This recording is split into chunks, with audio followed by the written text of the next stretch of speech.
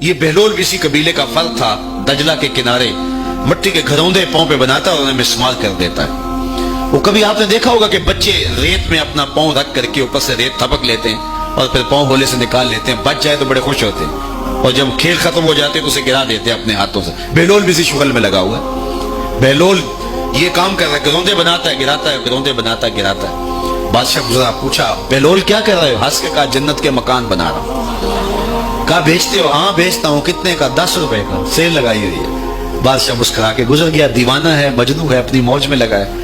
پیچھے سے ملکہ زبیدہ بھی آ رہی تھی، اس نے بھی دیکھا، کہا بہلول کیا کر رہے ہو؟ کہا جنت کے مکان بنا رہا ہوں۔ کہا بیچتے ہو؟ ہاں 10 روپے کا بیچتا ہوں۔ 10 روپے بادشاہوں کے لیے کیا ہوتے ہیں؟ 10 درہم نکالے، اس کو دیے، اس نے دریائے دجلہ میں پھینک دیے۔ فقیر اتنی دیر تک فقیر نہیں بنتا، داتا صاحب فرماتے جب تک مٹی کا ڈھیلا اور سونے کی ڈلی اس کی نظر میں برابر نہیں ہو جاتا۔ اور ایک مکان کے گرد، ایک وہ گروندے کے گرد دائرہ لگایا، کہا یہ تیرا ہوا۔ ملکہ گزر گئی، بادشاہ بھی چلا گیا، شام کو اپنے محل میں پہنچے۔ بادشاہ سویا، منظر جاگا کہ حشر کا دن ہے، پھر جنت کا منظر ہے، جنت میں بڑے بڑے خوبصورت مکان ہیں۔ ایک مکان تو بڑا ہی اچھا لگا، تو جی چاہا کہ اس مکان کو دیکھوں۔ تو جب قریب گیا تو دروازے پہ لکھا تھا ملکہ زبیدہ۔ شوق سے آگے بڑھا تو دربان نے روک دیا، کہا یہ ملکہ کا ہے؟ کہا وہ میری ہی ملکہ ہے۔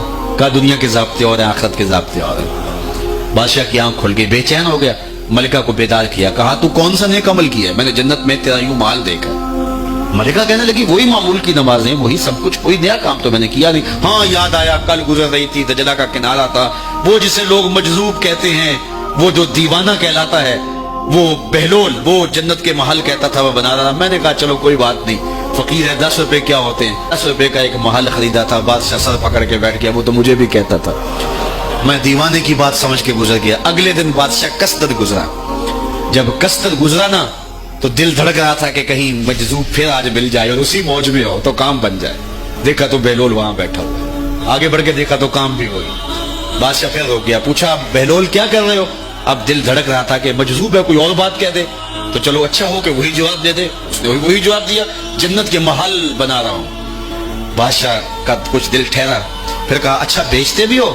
ہاں ہاں بیچنے کے لیے بنا رہا ہوں۔ بادشاہ ادھر جیب میں ہاتھ ڈال رہا ہے اور ادھر پوچھ رہا ہے کتنے کا؟ کہا آدھی حکومت لگے گی۔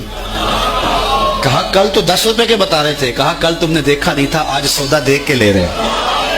اللہ تعالیٰ ارشاد فرماتا ہے انما تنذر من اتبع الذکر وخشی الرحمن بالغیب، جو ان ڈٹھے سودے کرتے ہیں، جو بغیر دیکھ کے کرتے ہیں۔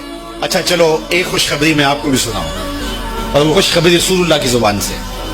حضور نے فرمایا طوبی لمن رآنی وآمن بی وطوبی 7 مرات من لم یرانی وآمن بی۔ فرمایا صحابہ تمہیں مبارک ہو ایمان کی کہ تم نے مجھے دیکھا اور میرے اوپر ایمان لائے، اور کہا انہیں 7 مبارکی ہوں جنہوں نے مجھے دیکھا بھی نہیں ہوگا اور پھر بھی ایمان لائیں گے۔